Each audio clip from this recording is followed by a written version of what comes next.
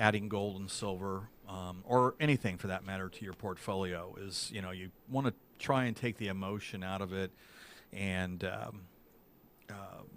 just every month or every week, however often you can afford to, you're putting some money into that product to add to your portfolio. In this case, gold and silver. And it's kind of like we always say you want to buy low and sell high, and people always say even a broke clock is right 2 times a day.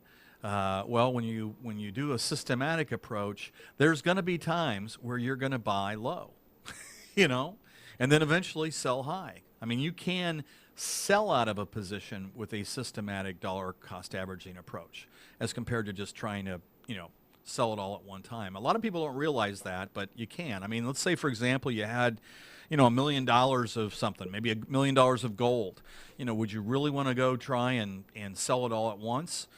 I mean, I guess you could, but it might be smart to, do it in stages. Maybe 10% a week for 10 weeks or 25% a week for 4 weeks. Whatever would make sense for your budget and what you were trying to accomplish and stuff. So anyway, we have some interesting things going on there. Let me jump into some prices. I always like this part of our show just because it covers a lot of the different things going on. Okay, so as of 9:08 this morning, and this is, what is this, Wednesday, October 7th, gold was at $1,884.10 an ounce. Silver was $23.80, which we just kind of mentioned a minute ago, not to be redundant. But platinum is $870 an ounce.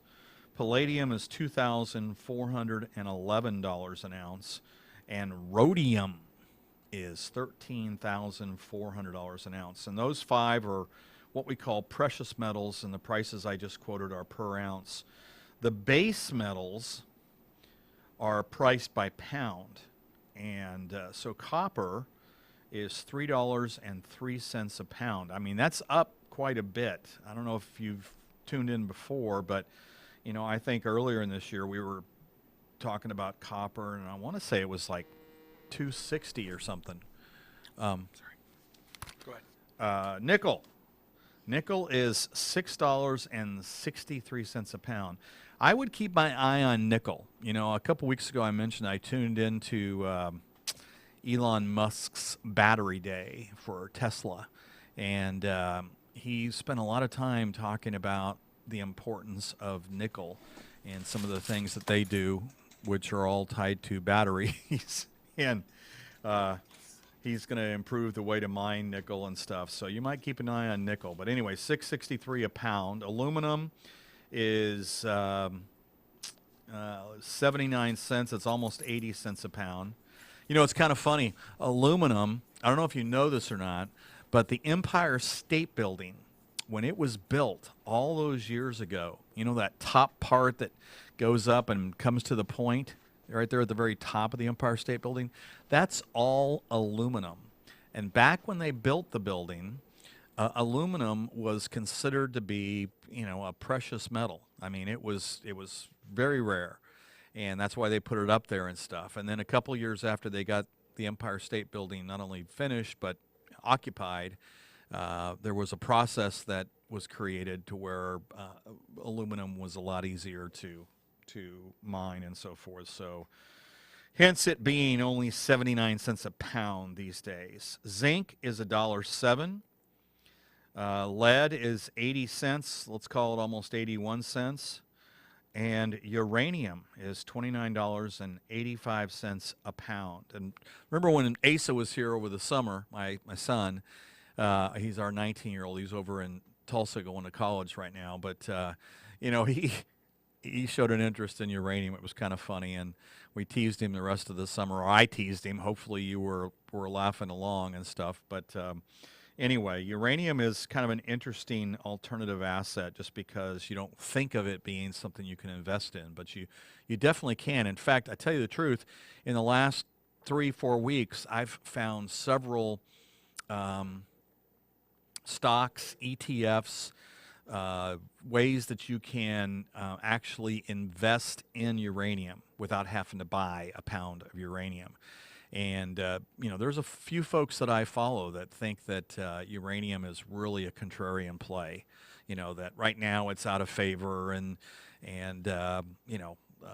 people are still upset with the nuclear disaster that happened over there in Japan a couple years back, and just on and on and on as far as that goes. But boy, I tell you what, when it comes to efficient and inexpensive ways to create power, it's hard to beat uranium. And so there's a lot of folks that think that it's going to come back in favor. And when it does, I guess historically, when it goes through these waves of, okay, it's out of favor and it's low like it is now, and then all of a sudden it comes back in favor.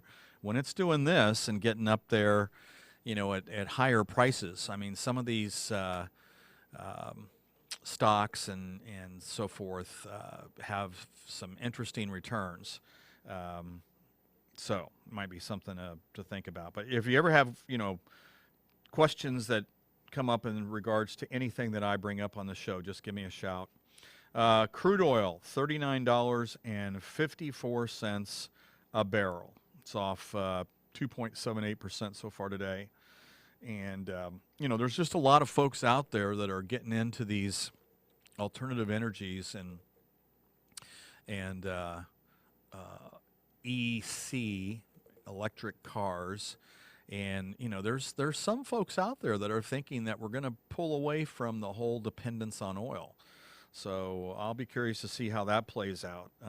There's some pretty ambitious goals by all the different car manufacturers as far as coming out with electric cars. And guess what? If we have electric vehicles, we no longer need to, find a gas station or anything like that. So it'll be kind of an interesting next 5 to 10 years to see how this all plays out and stuff. I noticed, I think it was Monday, Ford has come out with a Ford Mustang that is all electric.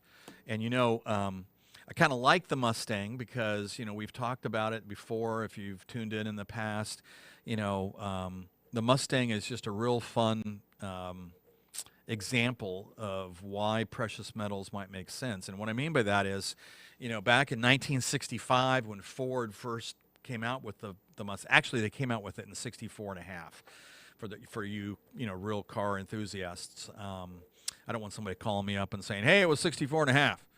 But Lee Iacocca was the one that was behind the Ford Mustang. He kind of was trying to save Ford, and obviously he did a good job.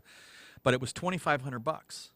And so in 65, you could have walked into a Ford dealership, and with $2,500 of your hard-earned dollars, you could have bought a brand new Ford Mustang. And or in 1965, an ounce of silver was $1. So you could have done it with 2,500 ounces of silver. And so, you fast forward to 2020, and you walk into a Ford dealership with $2,500 in cash, you're not going to get too far. I don't think you're going to be driving out a new vehicle, and maybe not even a used vehicle. They're in such high demand anymore.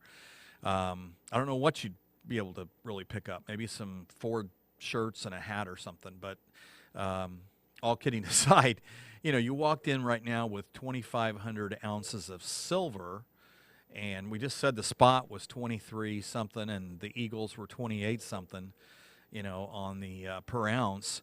2,500 of those, you've got enough, if you do the math, to not only buy one Ford Mustang, but probably two.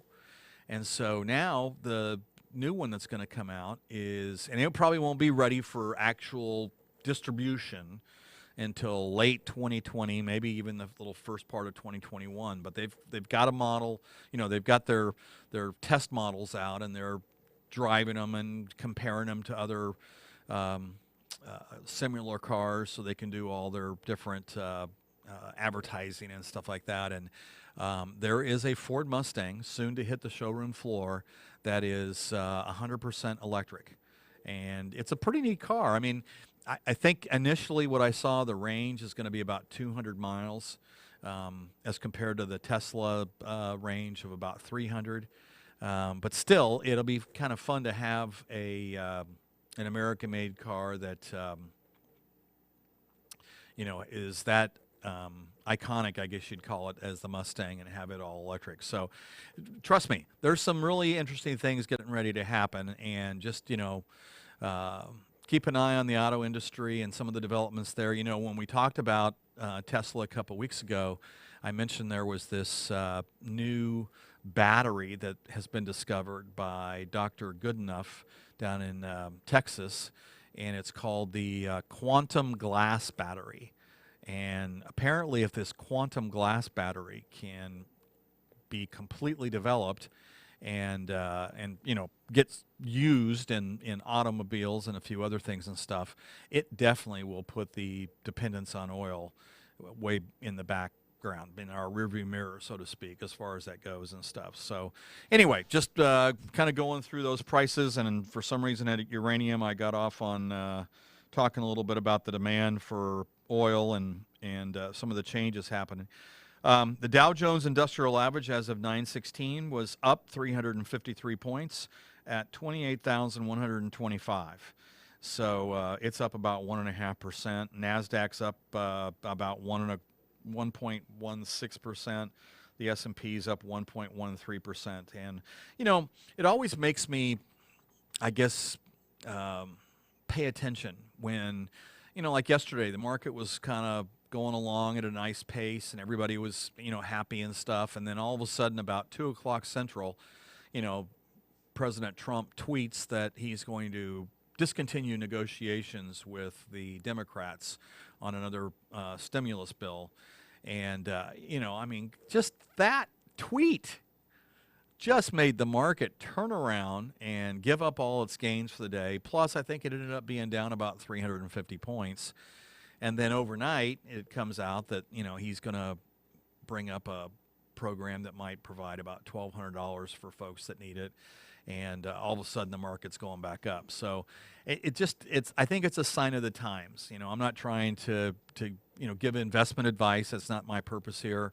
And past performance is not indicative of future performance and all those other disclaimers and stuff. But anytime the market can move that much just on a tweet, I think tells you a little bit about where we're at in this market. It's not so much based on fundamentals per se as compared to just mania or speculation. Maybe that's a better word. Speculation is what seems to be driving it and everything. Anyway, for today's show, I did a couple things. One, let me see what I brought here. Of course, a lot of stuff about gold and silver.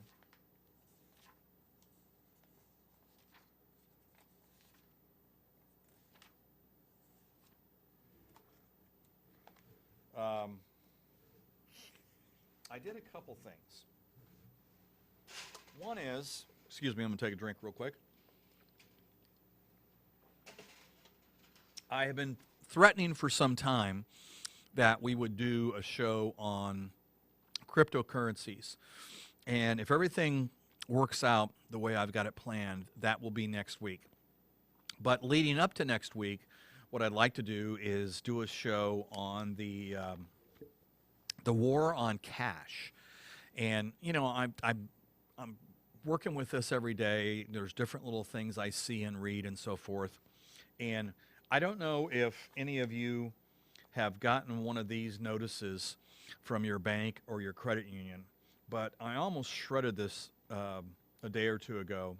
And I've already gotten a few from other banks and credit unions that we use. I'm not going to mention which one this is right here, but it's kind of a template, so I'm sure that, if you're paying attention, you've probably gotten one from your bank or savings and loan and stuff. But at the top, it says, notice of change to our funds availability policy and the terms and conditions of your account.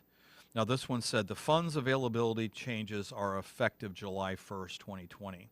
So you can see how long this was like in my my stash of things I needed to go through. But it says important new information about making withdrawals from your account. We are making changes to our funds availability policy with you. The dollar amounts in bold italics have increased. The result of this change, the result of this change is that in the circumstances when the updated dollar amounts apply, your withdrawals will be affected. And it says here, your ability to withdraw funds.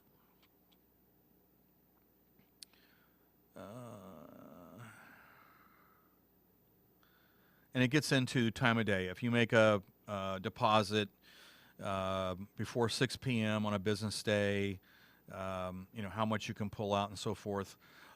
They get into what is called longer delays may apply, and case-by-case delays. In some cases, we will not make all the funds that you deposit by check available to you on a first business day after the day of your deposit. Depending on the type of check that you deposit, funds may not be available until the second business day after the day of your deposit. The first $225 of your deposits, however, will be available on the first day. If we are not going to make all the funds from your deposit available on the first business day, we will notify you at the time you make your deposit. We will also tell you when the funds will be available.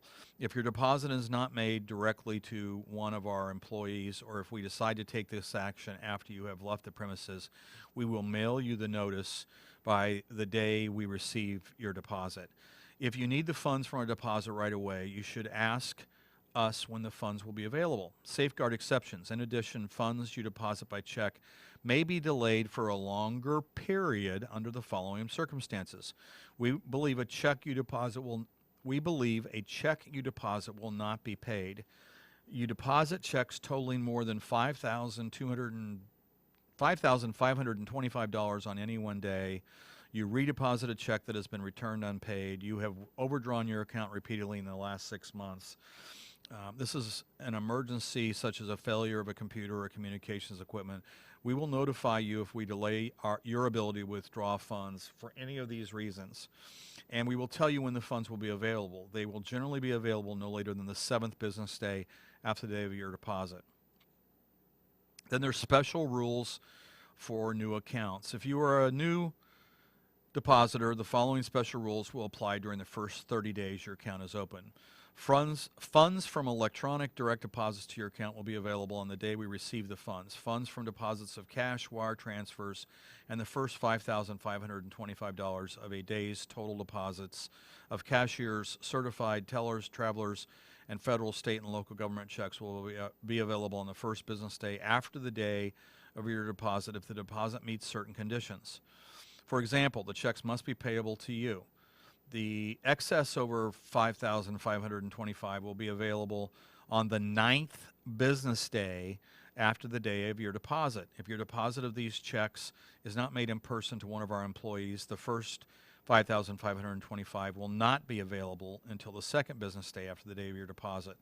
Funds from all other check deposits will be available on the 30th business day after the day of your deposit.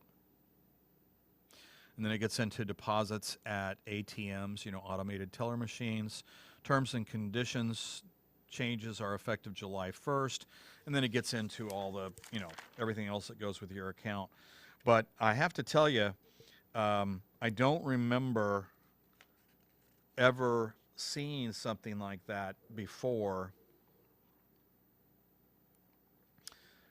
with checking accounts and savings accounts.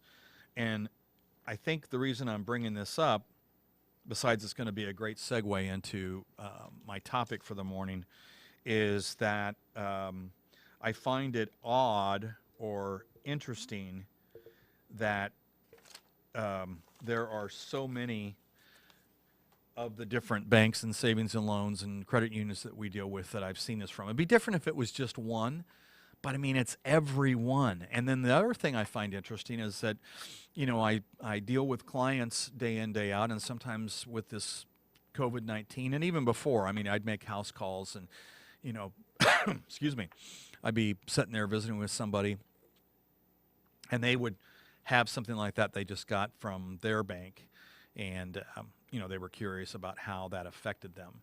And so I just, I'm not trying to create a run at the bank. That's not my mission here. My mission is for you to, I guess, pay attention and plan accordingly. I don't know how many of you have had checks that are larger than $5,525 come into your possession, but fortunately, by the grace of God, I have, or we have, my family, from different things that has happened over the years. And I know that a couple times it's been very inconvenient to then take that check and go to the teller window and try to deposit it, just because of the scrutiny and stuff. And I realize, there's all kinds of anti-money laundering things we have to abide by ever since the Patriot Act and, so forth and so on. But I mean, it's one of those things where it's different. In the old days, you could take a rather large check and go put it in the bank and turn around and pull out, 10% or whatever you wanted to pull out. And in some cases, actually cash them. I mean, remember those days where you could go to the bank, the check was drawn on, and if the funds were good, show an ID and you could get your cash.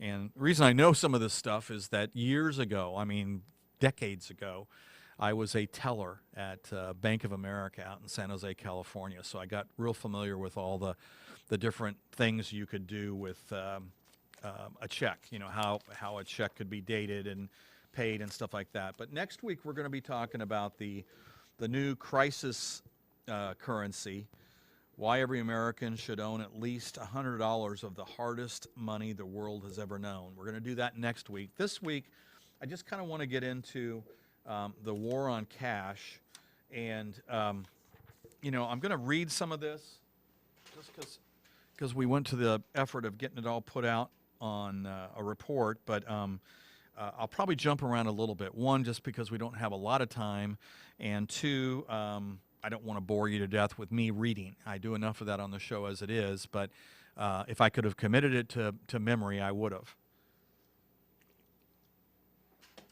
So please indulge me. And this is titled, How to Protect Yourself from the War on Cash.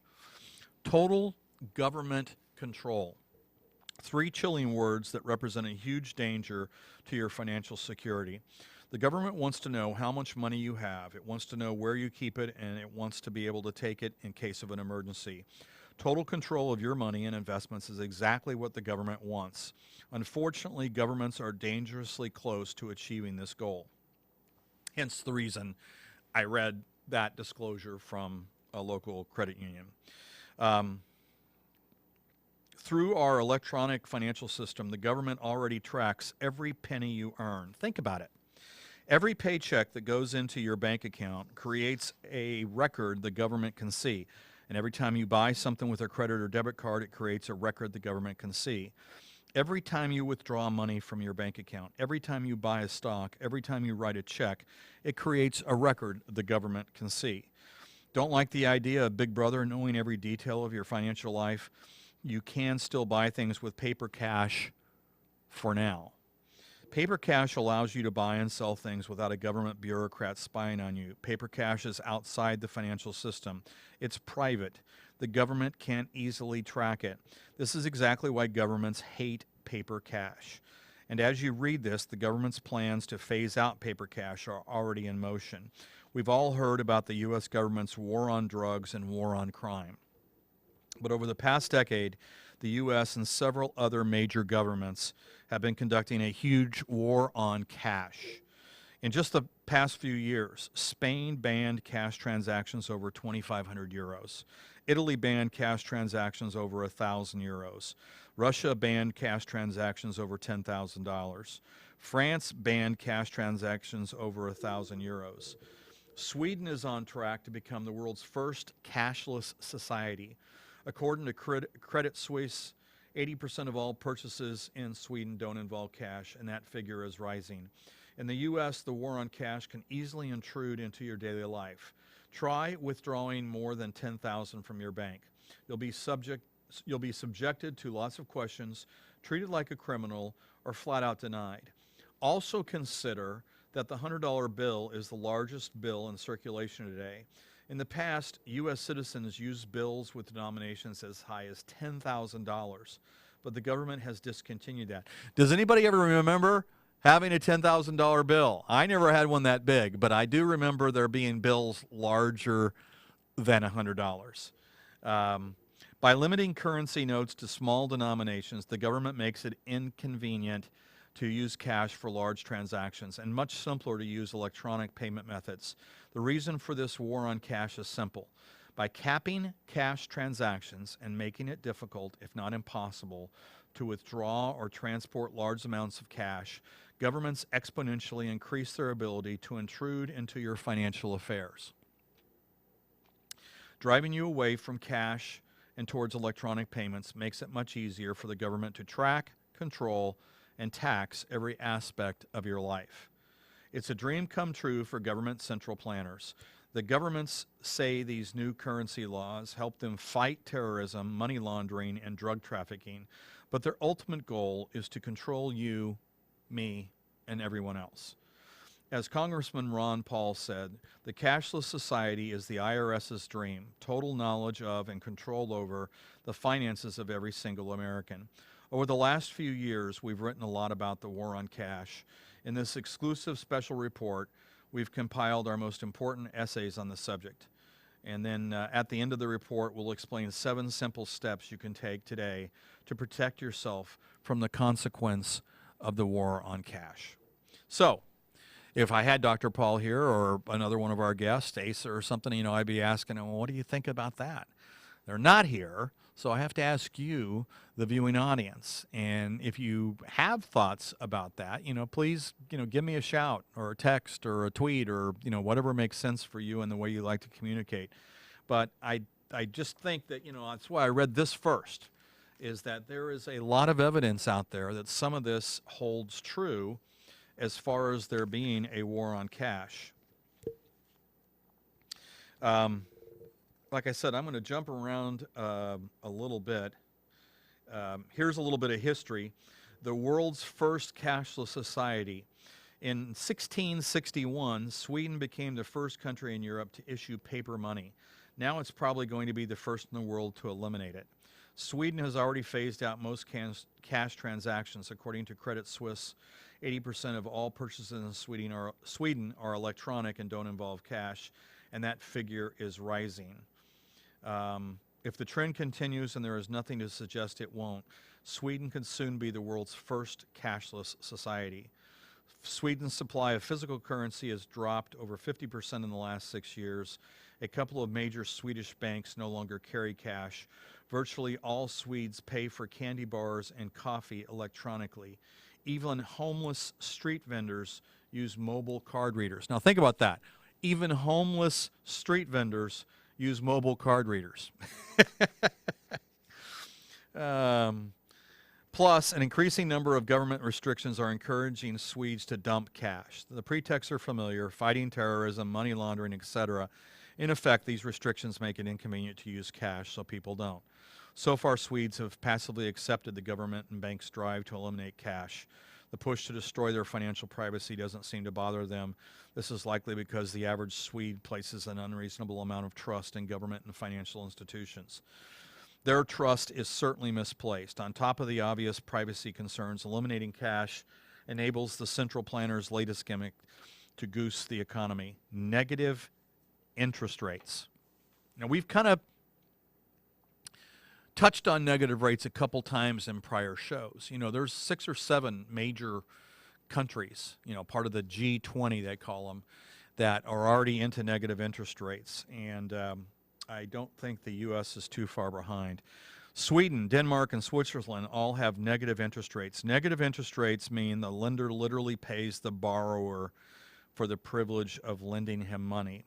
It's a bizarre upside-down concept. Now, did you catch that?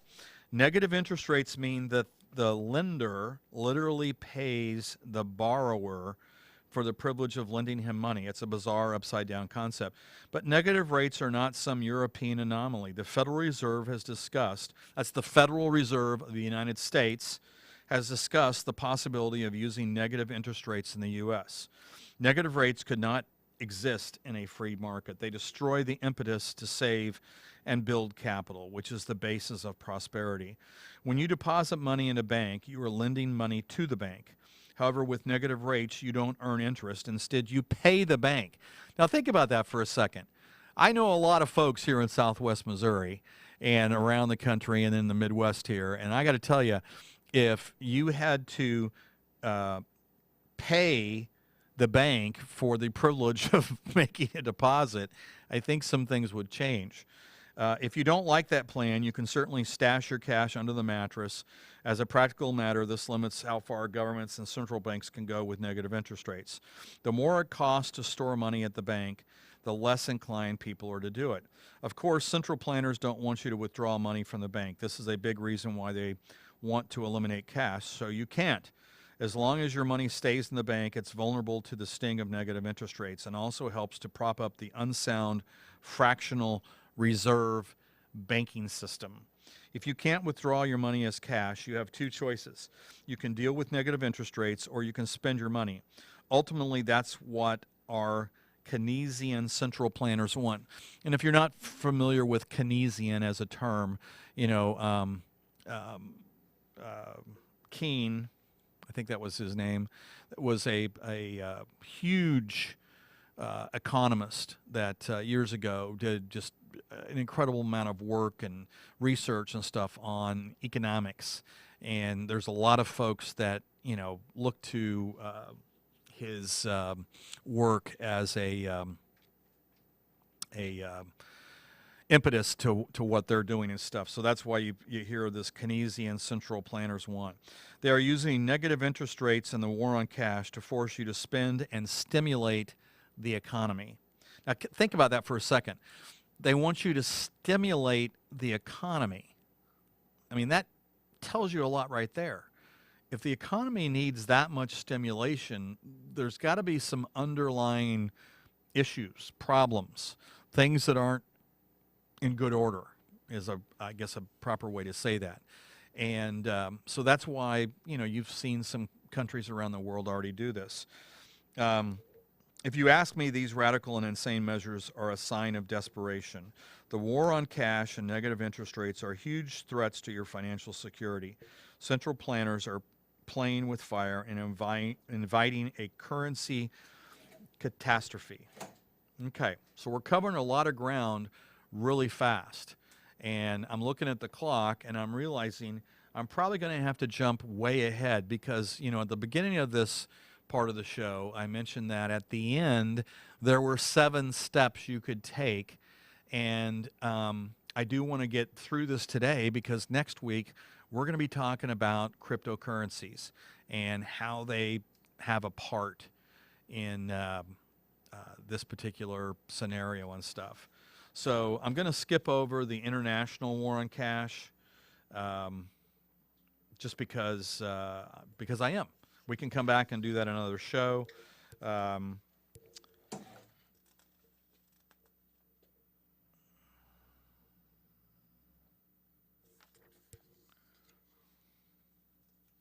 Expect the war on cash to accelerate as negative interest rates come to the U.S.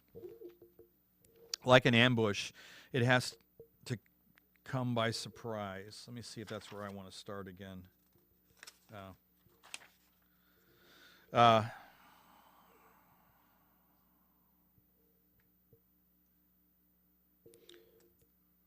Okay, let's go here. By far the biggest threat to your wealth. This could be the most valuable piece of financial information you have ever read. It encourages us to print this off and read it several times and keep it in your desk for reference. What follows, unfortunately, is something very uncomfortable to think about. It's even harder to discuss. And it's very likely that I'll be branded a crackpot for talking about this idea, and will be criticized by politicians and mainstream press. But This information comes from some sources that are very reliable and have made some very accurate predictions in the past as far as the different things that have happened with the .com, crash that happened as we got into past the 1990s and into the 2000s, or the real estate bubble back in '08, different things like that. The .com and real estate crashes were small inconveniences compared to the huge danger we explain below. It says that despite the severity of this threat, not one person in 1,000 is prepared for it. The government doesn't want you to hear about it. Your bank doesn't want you to hear about it. We might be the only place you hear about it, at least for now. After you hear about this warning, a dozen imitators are sure to follow, but you heard it here first. This threat isn't just a stock market crash. It's not just a Social Security failure. It's not just a collapse of the bond market bubble. And it's not just a national debt crisis or a dollar crash. The biggest threat is something you've probably never considered, although it is much more likely to happen and much more dangerous than any of those things. Do I have your attention? The threat is a major financial terrorist attack. A total wipeout of your financial data, assets, and records, and those of many millions of other people. A financial 9/11. If you're like most people, you think there's no way that could happen here. Surely the financial system is completely safe. It's only natural to think this way. But as we're about to show you, financial terrorism is already happening, and a major attack is virtually guaranteed. You're about to learn why and how to protect yourself. Why the new thinking on money is so dangerous. In today's high-tech world, the lifeblood of our economy is a complex system of digital payments, digital book entries, and digital money.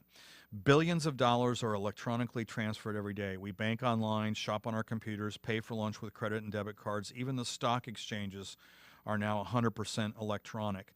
Think of it on an individual level. Carrying a wad of cash is dangerous. A criminal might kill you for it, or the police might confiscate it for being suspicious. Cash is also bulky, and you can simply pay for things with credit cards, debit cards, or an app on your smartphone. How many people are already doing that? You can transfer money in less than a second with online banking. In today's world of digital money and quick swipe payments, it's very common to view physical money as a relic, like fax machines or CD players. However, digital money is also very dangerous, and if you have a significant amount of money in digital form, like at a bank or a brokerage, you and your family are in grave danger. Like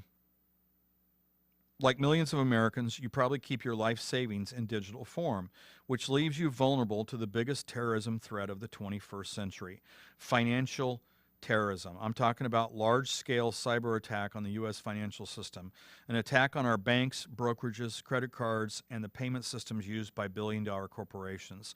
All these institutions rely on electronic systems, and they are all at risk of catastrophic failure. All it takes is one successful terrorist cyber attack to shut one or most of them down.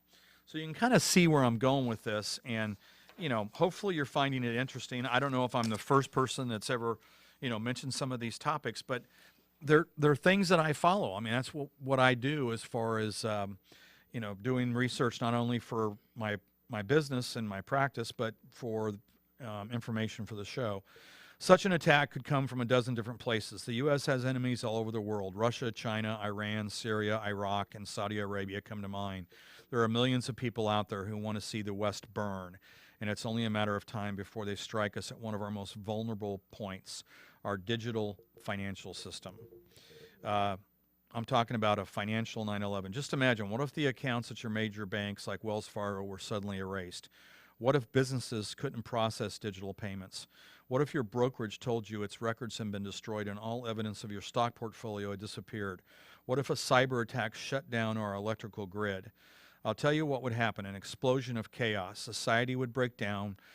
When people are wiped out financially, they often are wiped out mentally and morally too. They'll do anything to survive, including resort to violence. How would you survive a financial terrorist attack that creates widespread panic? What if all of the stores in your area were on lockdown? What if the utilities, which all depend on properly functioning computers, went down for weeks on end? Would you be forced to beg neighbors for food and water? How would your family live during weeks of financial blackout that makes it nearly impossible to buy food, water, medicine, and gasoline? Could your family survive a crisis situation that makes people in your area do desperate, even violent things to survive? I know these claims and questions may sound outlandish, but think about it. Now I'm looking at the clock. 2? Oh, we've got to have 4, man. 2? Oh, Matt's giving me the 2-minute time. We may have to finish this next week. Anyway, we get into the FBI's worst nightmare. Let me get into the 7 steps you must take to protect yourself from the war on cash. Step 1, keep a store of cash in a safe place you can easily access. If the financial system is compromised and your debit and credit cards become useless, do you have enough cash on hand to pay for groceries or gasoline? So that is one step you might think about. Whatever that is, maybe a month's worth, 2 months' worth. Step 2, own physical gold and silver in a safe place you can easily access. Bam! Now you understand why I come across this stuff. We're talking about gold and silver anyway. People around the world have used gold and silver as money for thousands of years. They could both come in handy during a panic, especially silver because it is relatively low unit value. It can be used for relatively small transactions like buying food or fuel. Step 3, and you really need to do this one. If you've fallen for this thing of having electronic statements, you need to request paper statements from any organization that holds money on your behalf. Step 4, don't keep more than $250,000 at any one bank. That's the maximum amount the government guarantees in the event of bank failure. Step 5, and this is a big one. A lot of people don't even realize this one. If you own stocks you plan to hold for a long time, make sure you hold them in your name. Basically, the short version of this, a lot of brokerages will hold your stock in street name, they call it. And if that all gets wiped out, how are you going to claim it? So you need to have, if you have stocks and bonds, have them in your name. And preferably, if you're going to hold them for a long time, just have the certificate and put it with your other valuables. Step 6, park a significant portion of your wealth in domestic and foreign land. I know this one's the oddest of the 7, but productive land has been a mainstay of sensible wealth planning for thousands of years. It's a particularly good defense against financial terrorism. The benefits of owning land are simple and straightforward. It's a physical asset. You can get a physical title, and the land can produce income. And then step 7, keep a hoard of food, water, guns, and ammunition in your house. We know this may sound inflammatory, like we're preppers, but in a sense, that's what we're talking about. But it's also very realistic and practical. If the stores shut down or the electrical grid goes dark, all hell could break loose. Oops, pardon me. Especially in cities, street violence and looting would be a certainty. Stay safe by keeping a hoard of food and fresh water in your house, and keep a gun handy in case desperate intruders attack you, your family, or your property. And I'll stop there. I didn't get to cover as much as I wanted to, but I think I have got the gist of that particular report out there. Are we still at 2 minutes? No, we're done. We're done. Are we off? A minute and a half ago. A minute and a half ago. Well, if you're still tuning in and Matt hasn't turned me off, I'll finish next week with the story on cyber currency. And thanks for tuning in. Thanks to Jim and Pam and Dr. Paul. And hopefully you found this show provocative and interesting. We'll always be interested in hearing what you have to say, and we'll see you next week. Thanks so much for tuning in.